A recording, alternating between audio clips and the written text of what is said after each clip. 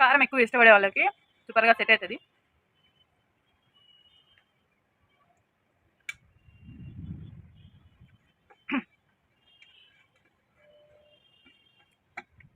And తర్వాతకు వచ్చేసి ఉద్దిబ్యాలు శనగపప్పు వేసాను.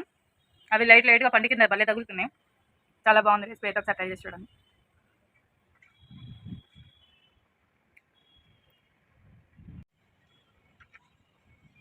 సో రెసిపీ ఏంటంటే బీరకాయ పచ్చడి.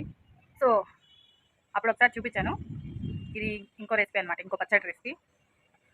వేడి వేడి అన్నం, నెయ్యితో తర్వాత వేసిన పచ్చడి, సూపర్ కాంబినేషన్. సో బీరకాయ పచ్చడి ఎలా చేయాలి ఏంటి అనేది ఫుల్ రెసిపీ అయితే పెట్టేశాను. ఒకసారి వెళ్ళేసి చెక్అవుట్ చేసేసేయండి. And please follow my channel, subscribe చేసుకోండి. అండ్ కొత్త వీడియోస్ కోసం. అండ్ నాకైతే నోట్లో నీళ్ళు వస్తున్నాయి. ఫస్ట్ తినేసి మళ్ళీ మాట్లాడతాను. అయిపోయింది. Thank you so much and bye.